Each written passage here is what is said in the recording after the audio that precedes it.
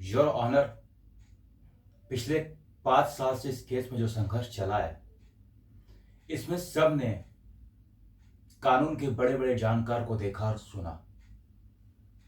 अब जब फैसला गिल्टी और नॉट गिल्टी, इनोसेंट और कल्पी जैसी बातों पर अगर खड़ा हो गया है, तो इस केस को सही दिशा मिलना बहुत जरूरी है। योर ऑनर, इस केस में जो मैंने एक बात नोटिस की है, शायद आपने भी की होगी, कि डिफेंस ने बाबा को बचाने के जितने भी जतन किए सब फेल हुए हैं। पुलिस की प्रक्रिया को गलत ठहराना, पोस्को के चार्जेस पे सवाल उठाना, बच्ची को रॉन्ग तरीके से एडल्ट प्रूफ करना, तो कभी बीमारी तो कभी कुछ तो कभी कुछ। यहां जो मेरे अगेंस्ट बैठे हैं शर्मा जी, हम सब डिफेंडेंट और प्रोसिक्यूशन का फर्ज अदा कर रहे हैं, लेकिन डिफेंस काउंसिल बाबा को डिफेंड करते करते कहां चूक गया। वो चूके जघन्य अपराध को समझने में, वो चूके पीड़िता की मनोस्थिति को समझने में, वो इस बात से चूक गए कि इस अपराध का समाज पर क्या प्रभाव पड़ेगा। जनाब, इस देश में लड़कियों को बहुत सारी समस्याओं का सामना करना पड़ता है, और ये बच्ची उन सब लड़कियों की व्यथा को बयां कर रही है। मुझे बड़ी शर्मिंदगी के साथ कहना पड़ रहा है कि इस देश में हर लड़की को बचपन से लेकर युवावस्था तक एक बार मानसिक या शारीरिक रूप से प्रताड़ित होना पड़ता है। इस पूरे प्रकरण में किसी को इस बच्ची में पीड़िता दिखाई दी, तो किसी को नोट छापने की मशीन, किसी को अपनी कुंठित वासनाओं को पूरा करने की ललक दिखी, तो किसी को टीआरपी। लेकिन मुझे इस बच्ची में रौद्र काली दिखाई दी, मां दुर्गा दिखाई दी, जो अपने लिए लड़ना चाहती है, अब आवाज उठाना जानती है। और ये बच्ची उन सब बच्चों की उम्मीद है जज साहब, जो बिल्डिंग के बाहर आपके वर्डिक्ट पर नजर गड़ाए बैठी हैं। लेकिन डिफेंस काउंसिल को है कि इस केस में धर्म धर्म धर्म धर्म के अलावा कुछ दिखता ही नहीं है। अगर धर्म ही सब कुछ है, तो मैं भी इसका समापन एक कहानी के द्वारा करना चाहूंगा।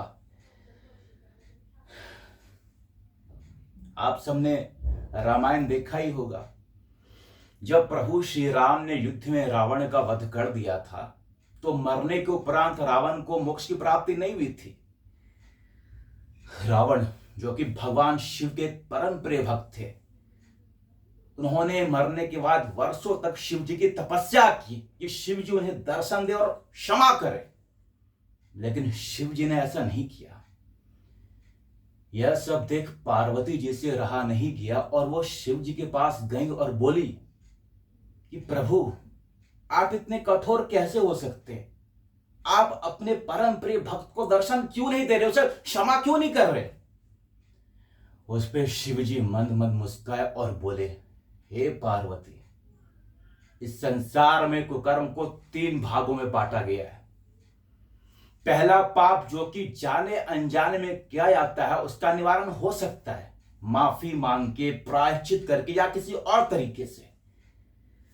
दूसरा कुकर्म अति पाप में आता है, जैसे कि हत्या, अपहरण और कई भी जघन्य अपराध, जिसकी भी भरपाई संभव है। लेकिन तीसरा कुकर्म महापाप में आता है, जिसकी कोई माफी नहीं है। तो इस पर पार्वती जी ने शिव जी को टोकार अचंभे से पूछी कि हे नाथ, रावण ने तो सीता जी का अपहरण किया था, ये तो अति पाप में आना चाहिए, आप इसे महापाप क्यों मान रहे हैं? उस पर शिव जी मन मन मुस्काए और बोले, हे पार्वती,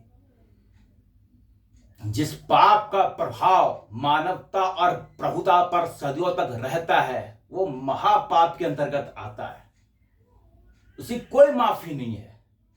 अगर रावण ने रावण बन के सीता जी का अपहरण किया होता, तो मैं उसे माफ कर देता, लेकिन उसने साधु का वेश धरा, जिससे कि साधुत्व और सनातन पे उसका प्रभाव सदियों तक रहेगा, इसलिए उसकी कोई माफी नहीं है।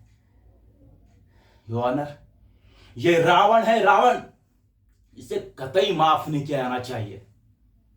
इसने गुरु भक्ति के साथ विश्वासघात किया है, इसने मासूम बच्चियों के साथ विश्वासघात किया है, इसने हमारे हम सब के महादेव के साथ विश्वासघात किया है, उनका नाम लेकर जगह प्राप्त किया है।